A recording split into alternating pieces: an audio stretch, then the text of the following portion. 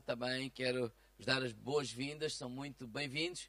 Para nós é sempre um prazer poder contar convosco do vosso lado e, de facto, semana após semana, pessoas me têm contatado, que seguem, que ouvem as mensagens. Então, sentimos-nos, de facto, honrados e queremos lançar um convite. Sempre que passar pela Figueira, é muito bem-vindo. Também temos reuniões aos domingos às 10 da manhã e às sexta-feira às 21 horas. E se és da Figueira, quer desafiar a estar aqui connosco, vais ver que vai ser um tempo de grande edificação. Amém? Glória a Deus. Vou convidar os irmãos a abrir a palavra de Deus em Lucas, capítulo 23. E neste tempo de Páscoa, nós começámos há 2 domingos atrás a falar sobre os últimos dias de Jesus. Começámos por falar sobre a oração de Jesus no jardim do Getsemane. A semana passada falámos que quando Jesus foi pregado na cruz, das últimas palavras que ele proferiu, ele disse: está consumado. Quem é que ainda se lembra? E hoje eu gostaria de falar, antes da ressurreição, que será no próximo domingo, gostaria de falar deste episódio que está em Lucas, capítulo 23, do versículo 50 ao 56, que é o dia de sábado, ou o dia após a morte de Jesus, este intervalo entre a morte de Jesus e a ressurreição de Jesus, e que nós vamos chamar o dia do silêncio. Lucas 23. Todos já abriram? Quem é que trouxe Bíblia? Alguém não trouxe? Sorria para o irmão do lado. E então pode ver. Se não, também temos a Bíblia familiar, tipo as pizzas familiares. Diz assim: então um homem chamado José, natural de Arimateia, cidade dos judeus, membro do Sinédrio, homem bom e justo, o qual não tinha consentido no conselho e nos atos dos outros, e que esperava o reino de Deus, chegando a Pilatos, pediu-lhe o corpo de Jesus. E tirando-o da cruz, envolveu-o num pano de linho e pô-lo num sepulcro, escavado em rocha, onde ninguém ainda havia sido posto. Era o dia da preparação e ia começar o sábado. E as mulheres que tinham vindo com ele da Galileia, seguindo a José, viram o sepulcro. E como o corpo foi ali depositado, então voltaram e prepararam especiarias e ungüentos. E no sábado repousaram conforme o mandamento. Irmãos, este sábado foi um dia de silêncio. Foi um dia em que os céus se silenciaram. Um dia de silêncio porque foi um dia de dor. Foi um dia de perda. Foi um dia de solidão. Foi um dia de luto. Provavelmente foi um dia em que muitas daquelas pessoas perderam a esperança no futuro por causa da morte de Jesus. Vocês lembram-se que os discípulos e muitas pessoas seguiram a Jesus e tinham uma expectativa. E nós hoje podemos dizer: pastor, mas Jesus sempre disse que ressuscitaria ao terceiro dia, e eles deviam, sei lá, estar com ânimo, porque o terceiro dia acontece, vai chegar rápido e ele vai ressuscitar. Sim, isso é o que Jesus disse. Mas isso não quer dizer que as pessoas acreditassem nisso. Ou embora acreditassem nisso, aquele dia foi um dia de frustração. Aquele dia foi um dia de derrota. Aquele dia foi um dia em que a pessoa pode... mas puxa, os nossos sonhos, largámos tudo. Puxa, pensávamos que... Nós hoje também vivemos com a esperança que Jesus irá voltar na segunda vez. Certo? Virá buscar a sua igreja. Certo? Mas eu já vi muitos crentes um pouco desanimados acerca disso. Oh, pastor, já o Paulo falava assim. Então isto para dizer que era um dia, foi um dia triste. Muitos sonhos foram destruídos. Expectativas foram frustradas. Foi um dia que todo aquele alvoroço em volta de Jesus, os milagres, pessoas a ser curadas, pessoas a ser libertas, coxos a andarem, cegos a verem, mortos a ressurgirem, todo esse alvoroço acabou. Foi um dia em que muitos se dispersaram, cada um para as suas casas. Os próprios discípulos, cada um foi à sua vida.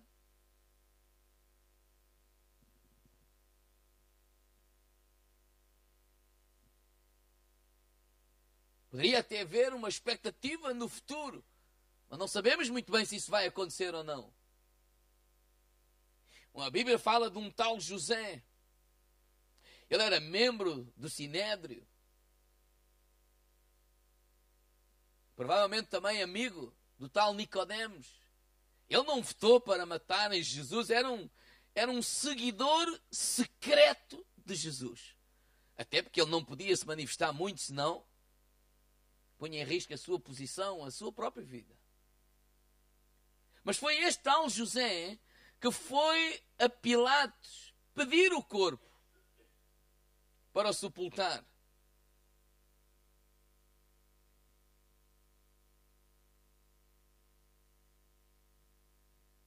Aqui é uma coisa interessante que enquanto todos os outros discípulos fogem e se escondem, este seguidor secreto, ele sai do seu esconderijo e manifesta-se.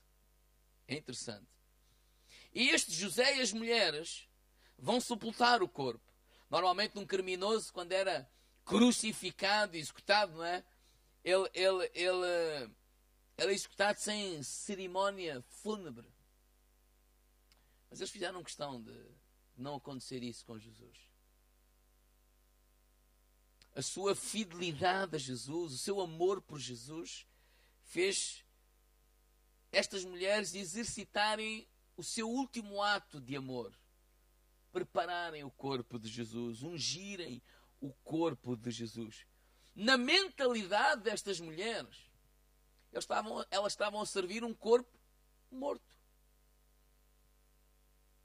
Na mentalidade delas pensavam não, e era um corpo morto, mas foram fiéis à mesma e honraram esse corpo morto.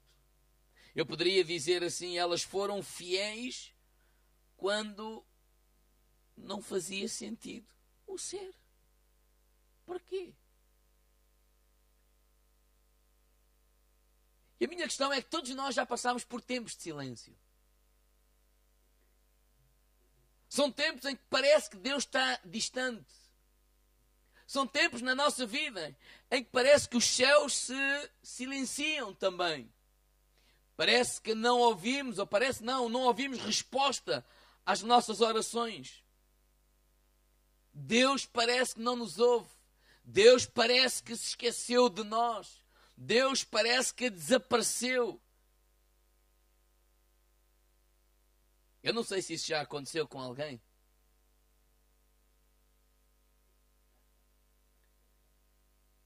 Mas se isso já aconteceu contigo, porque nessas alturas a pessoa vem a ansiedade, vem a angústia, nessas alturas vem o desânimo, vem a vontade de desistir, vem a dúvida, vem a condenação, vem os complexos, vem tudo atrás. Não sei se alguém está a perceber o que eu estou a dizer. Alguém se identifica com isso? Mas não és o único. Por exemplo, Moisés, a certa altura na sua vida, Números 11, 15, não abram. Moisés disse, Senhor, achava que o seu fardo era tão pesado, tão pesado, tão pesado, que ele disse, Senhor, se é assim que tu tratas comigo, mata-me. O grande Moisés. Elias por causa de Jezabel, pediu a morte também. Foi ou não foi? Bem, não sigas esse exemplo. O Jonas. Jonas capítulo 20, verso 14, ele disse: Peste, Senhor, tira-me a minha vida, porque melhor é morrer. Jeremias 20, 14 diz: Maldito o dia que eu nasci. O próprio Paulo, símbolo de força, de firmeza, não é? 2 Coríntios 1, 8, ele diz: Porque não queremos, irmãos, que ignoreis a tribulação que nos sobrevém na Ásia, pois que fomos sobremaneira agravados, mais do que podíamos suportar, de tal modo que até da vida desesperamos. Fala de momentos que são autênticos silêncios na vida do ser humano, em que há uma vontade de desistir, em que a dúvida quer e vassola a nossa vida, em que o medo, em que o desânimo, em que a frustração, em que os sonhos parece que são todos despedaçados, quebrados e nada parece que faz sentido na nossa vida. E nós temos que aprender a viver esses dias. Porque aquilo que eu acho interessante nesta passagem é que elas não deixaram de servir o corpo do Senhor Jesus, apesar de ser morto, de estar morto. Elas não deixaram de ser fiéis. Elas não deixaram de o amar. Elas não deixaram de cultuar, apesar de ser um dia de silêncio. E é importante nós não só sabermos que esses dias existem, dias, entre aspas, esses tempos, mas aprender a viver esses tempos. Porque esses tempos são tão desconcertantes, que podem nos levar a tomar as piores decisões na nossa vida. Por exemplo, por causa dos dias de silêncio, nesse tempo, muitos deixam de servir a Deus. Muitos deixam de ir à casa de Deus. Muitos desistem dos seus sonhos. E pronto, nada faz sentido. Isto não vale a pena. Afinal, enganei-me. E desistem de tudo. Outros entram por heresias. É aí que começam as heresias. Procuram métodos para alcançar os seus desejos. Estou à vontade de Deus, não é que eu tenha isto, não é que eu tenha aquilo, não é que eu tenha... É isso que a Bíblia diz. Então, vamos inventar alguma coisa que me leve a alcançar aquilo que eu creio que é a vontade de Deus para a minha vida. É aí que nós, em vez de continuarmos no caminho, entramos por atalhos. E quem se mete em atalhos? Vocês lembram-se, por exemplo, do Abraão? Quando Deus lhe prometeu um filho. Há um conselho em Gênesis, no capítulo 16, que Sara lhe dá: olha, já passaram estes anos todos, nós não temos filhos, se calhar o melhor mesmo é fazeres um filho à empregada e pronto. E Abraão disse: é a palavra do Senhor. Claro, isso para nós hoje não faz muito sentido, mas naquela altura não era tão descabido assim. Isso era o normal de se fazer quando os senhores ou a senhora não podia ter filhos.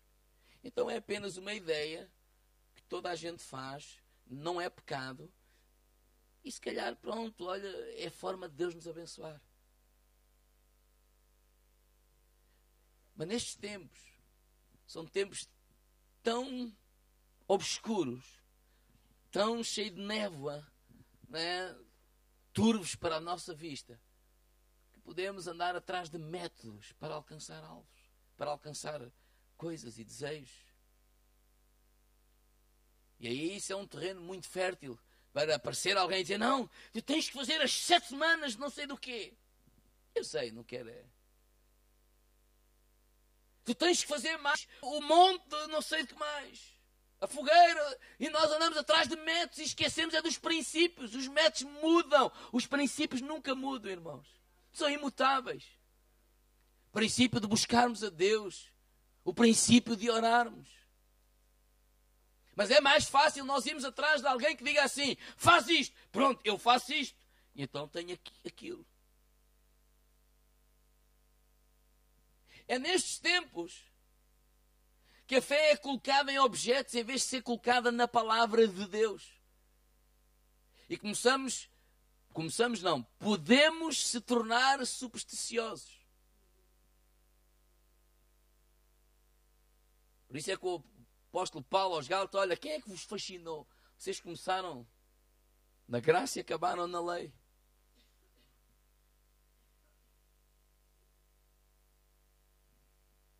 Então vou beber uma água que é abençoada. Foi o pastor que abençoou. Eu ando aqui com uma coisa que vai me dar sorte. Não, pastor, não é essas coisas lá da bruxaria. Não, isto foi, eu trouxe da igreja. Não foi desta. Mas sem nos apercebermos, como estamos tão desesperados como não ouvimos voz nenhuma, como há um silêncio que nos desconcentra de tal maneira, nós já fazemos tudo o que nos dizem, sem pensar bem o que é que estamos a fazer. É assim que as heresias começam. Profecias para isto e para aquilo, profecias a metro. E desculpem a expressão, acreditem em profecias, claro.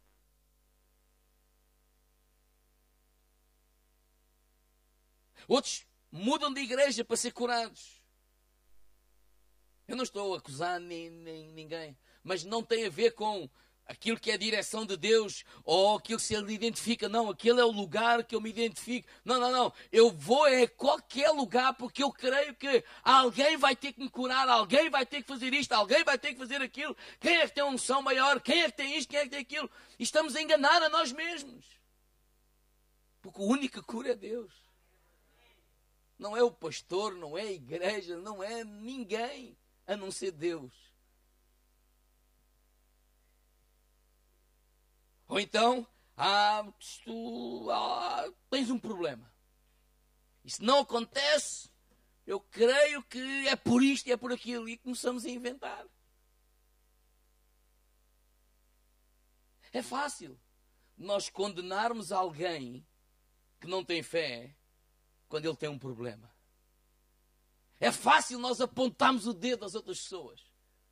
É fácil nós dizermos, isso é alguma coisa, se é alguma brecha que tu abriste, isso é qualquer coisa, olha, o culpado és tu. Claro que nós fazemos coisas erradas, claro que sim. Estou a falar é que estes tempos de silêncio, por vezes, são muito mal vividos. Não são aceitos, nem são compreendidos. E leva-se às maiores barbaridades. Porque às vezes tempos de silêncio simplesmente fazem parte do plano de Deus para a nossa vida. Ponto. Não tem que necessariamente dar alguma coisa mal. Mas se estiver, Deus Espírito Santo vai revelar.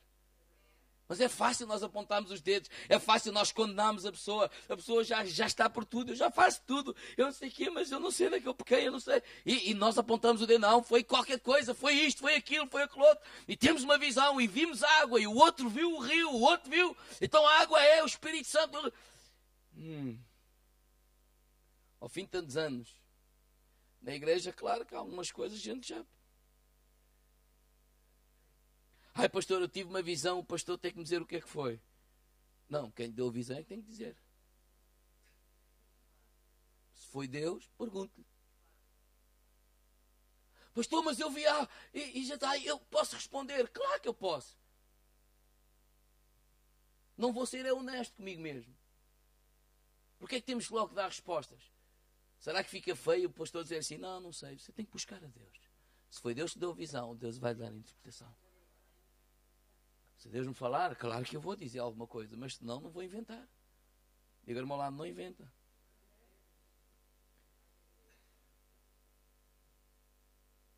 Outros veem demónios debaixo de cada guardanapo. Saltou uma pipoca, aí está um demónio. Aí o pastor está a brincar, claro que não. Eu sei que eles existem, sei. Mas ouçam, ai pastor, isto é inveja, isto é uma maldição, isto é aquilo, isto é aquilo outro. Irmãos, eu não estou a ignorar essas coisas, eu não estou a brincar com essas coisas, o que eu estou a Confiar é naquilo que falámos a semana passada. Quando Jesus Cristo morreu na cruz do Calvário, disse: está consumado. O sangue de Jesus Cristo sobre a tua vida nos livra de toda a maldição, de toda a inveja. É maior qualquer bruxaria, qualquer feitiçaria, qualquer maldição que queiram lançar sobre a nossa vida. Nós não temos que nos preocupar com isso. Nós não temos que temer isso. Eu não estou a dizer que essas coisas não acontecem. O que eu estou a dizer é que eu não olho para isso, temendo isso, pensando: isso é maior que Deus. Nunca foi maior que Deus, nem nunca será maior que Deus. Já no tempo de Moisés, não é? Quando Moisés, por sinal de Deus, lançou a vara e ela se transformou em serpente, foi Deus que mandou fazer isso, foi a instrução de Deus. Deus disse: olha, vai lá ter com o rei, e um sinal que eu sou contigo, faz isto. E ele fez. E o rei começou-se a rir: os meus mágicos fazem o mesmo. Chamou 2 mágicos e fizeram a mesma coisa. E agora?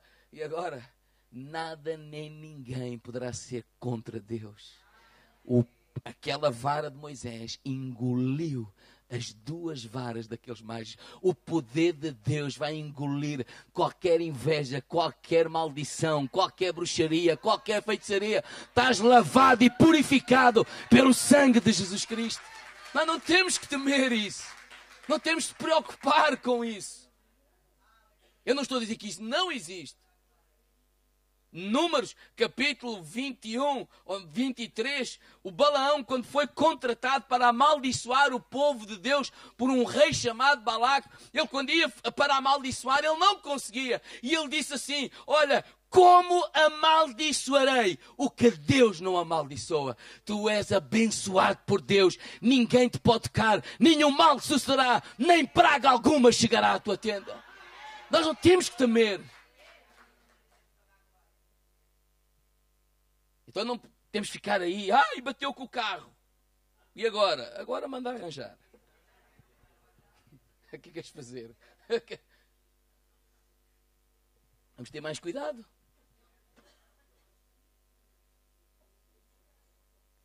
Por vezes a nossa ansiedade, impaciência e falta de fé leva-nos a não esperar o tempo de Deus agir. Abra lá a Bíblia, por favor, em Provérbios capítulo 3, verso 5.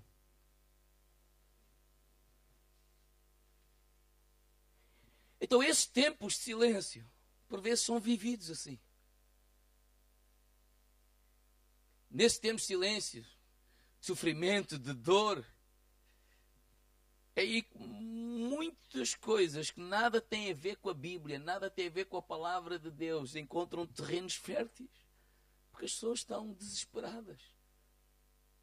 O desespero é sincero e é honesto. Alguns malandros aquilo é que não. Mas o desespero das pessoas, claro que é sincero e honesto. Provérbios 3:5 diz: confia no Senhor de todo o teu coração. Depois disse: olha, não te estribes no teu próprio entendimento. Não deixes que esses pensamentos que nada têm a ver com a palavra de Deus te enganem. Se calhar é Deus a dar-me uma lição. O homem bateu com o carro e diz que é Deus a dar-lhe uma lição. O que é que tem filhos? Levante lá o braço. Ele está a aprender a andar de bicicleta, nós metemos assim numa descida grande, mandamos assim com força e ele elas todo para aprenderes a obedecer ao pai. Quem é o pai que faz isso? Como é que nós podemos imaginar sequer que Deus nos possa fazer uma coisa dessas? Pastor, mas eu fui parar ao hospital, não é? Falei de Jesus, alguém salvou. Glória a Deus. Glória a Deus, Deus aproveita. E nós podemos aproveitar as oportunidades que temos para falar de Jesus. Mas Deus não tem que me provocar um acidente para que eu vá ao hospital e fale de Jesus. Confia no Senhor. Pois diz assim: reconhece-o em todos os teus caminhos e Ele endireitará as tuas veredas. Reconhece-o em todos os teus caminhos. Apesar de ser um tempo de silêncio, não significa que Deus não está comigo.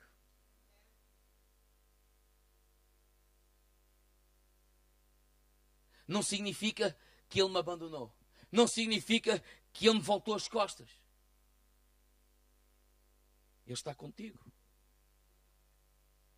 As situações que mais põem a nossa fé à prova, irmãos, são aquelas que a vida dá voltas e Deus não pode ser achado. São as situações que nos colocam mais a nossa fé à prova. O que fazer no tempo de silêncio? 2 conselhos simples para terminar. Primeiro, concentre-se em quem Deus é. Irmãos, a sua natureza é imutável. Independentemente das circunstâncias, independentemente de como tu sentes, independentemente, agarra-te ao caráter imutável de Deus. Deus é bom. Eu não compreendo, eu não entendo aquilo que eu estou a viver. Uma coisa eu sei, Deus é bom. Diga, irmão lá, Deus é bom. Sabe que o diabo quer alterar isto na tua mente. Deus é bom. O diabo quer alterar isso. Sabe como é que ele fez com Eva? Ela olhava para o fruto. Tu não podes comer. Não, olha, Deus é tão bom, tão bom, tão bom. Tenho um pai tão maravilhoso que disse, epá, não toques nisso que isso não te vai fazer bem.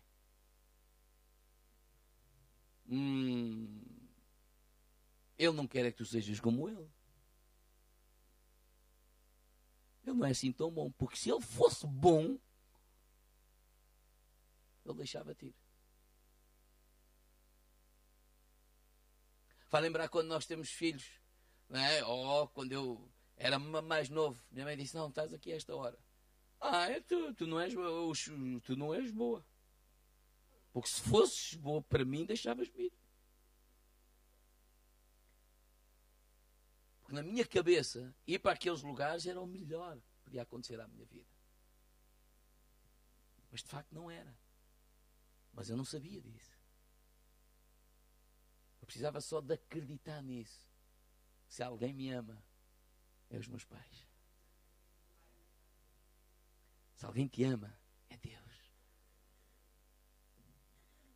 O diabo quer inverter isso. E quando isso foi invertido na cabeça de Eva, um passinho, só mais um passo, e nós agarramos no fruto. Porquê? Porque deixamos de pensar que Deus é bom, um dador, e começamos a pensar que Deus é mau e é um tomador. Impede-me. Ele fosse bom, não me impedia.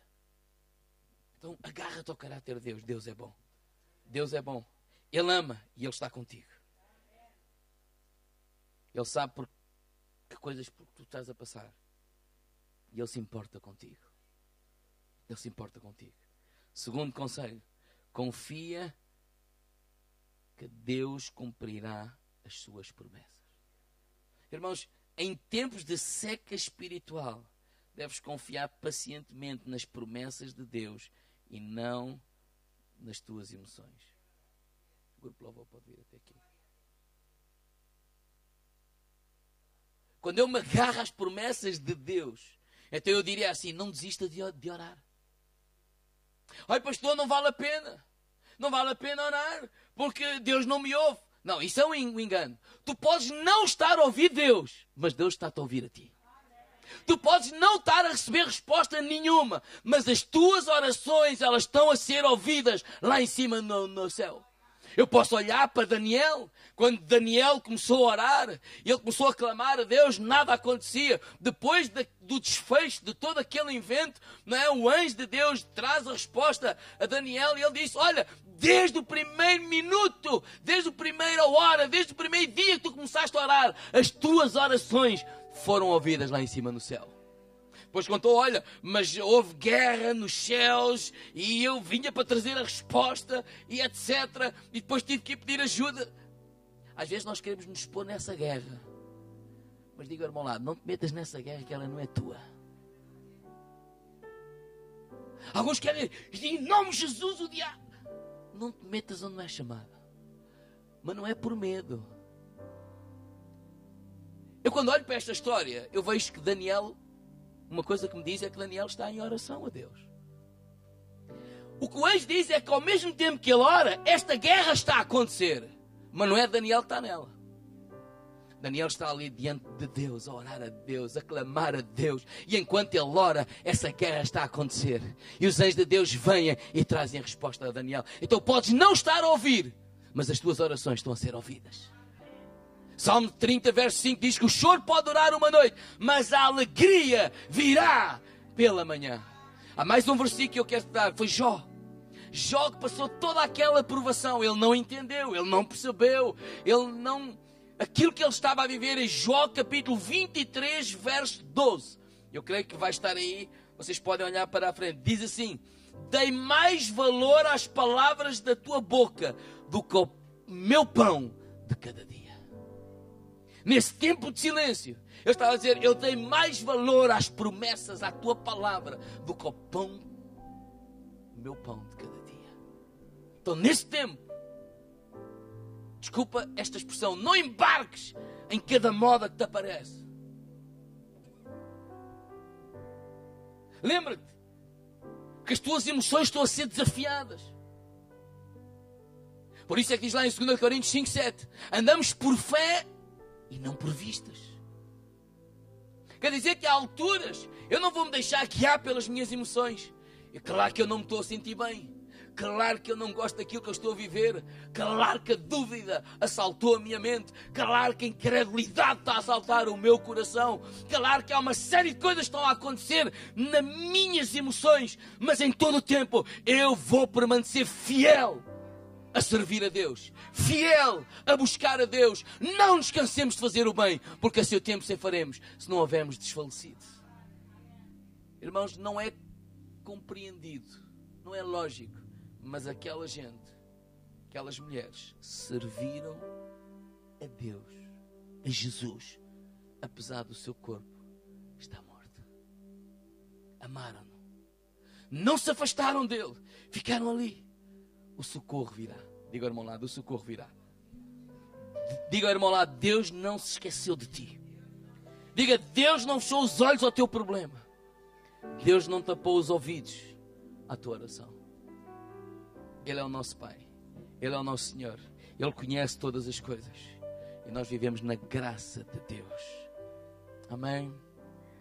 Coragem não consiste na ausência de medo ou ansiedade, mas na capacidade de prosseguir mesmo quando temerosos. Certo? Então eu diria assim, neste dia de silêncio, é dia de continuarmos a obedecer. Neste dia de silêncio, é dia de continuarmos a crer. Neste dia de silêncio, é dia de continuarmos a caminhar e não desistir.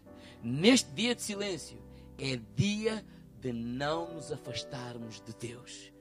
Porque o outro dia, um novo tempo, virá à nossa vida. Amém? Este sábado é o dia em que nós vimos a Deus e dizemos, mesmo que as minhas orações não sejam respondidas, eu vou permanecer fiel. Mesmo que eu não seja curado, eu vou te obedecer. Mesmo que eu tenha que lutar contra este vício pelo resto da minha vida, eu não vou desistir.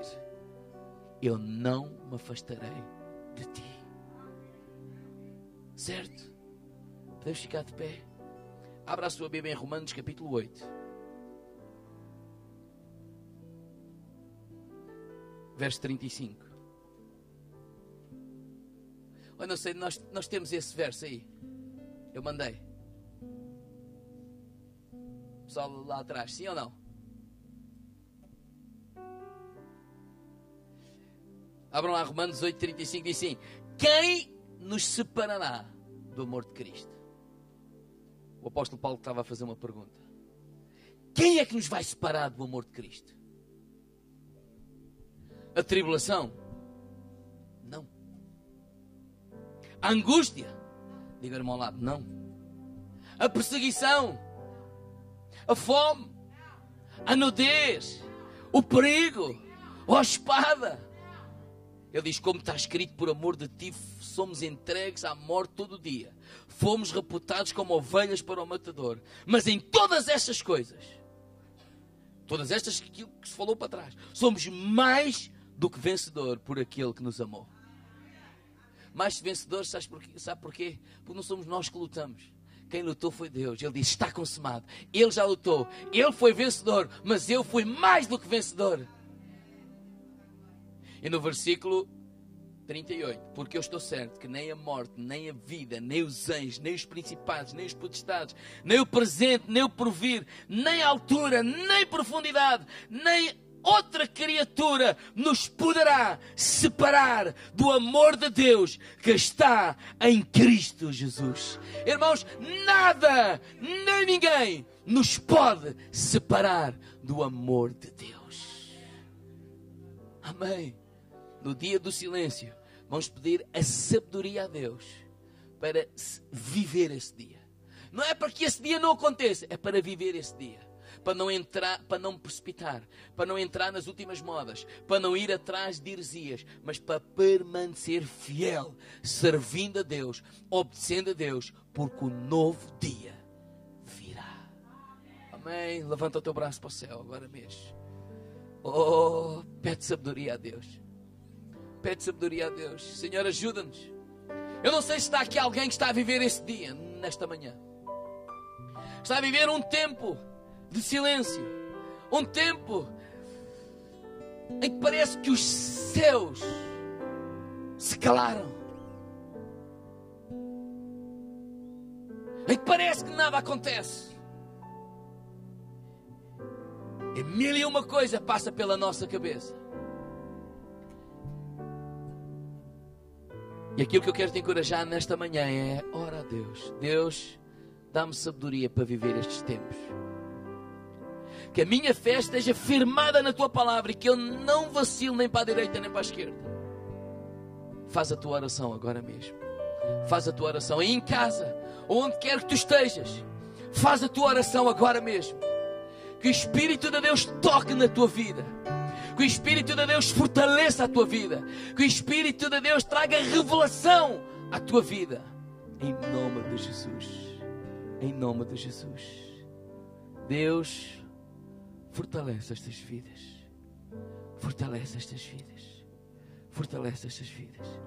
Que neste tempo, cada um deles possa sentir o teu amor, a tua graça e o teu perdão nas suas vidas. Em nome de Jesus. Em nome de Jesus. Oh, que Deus te fortaleça.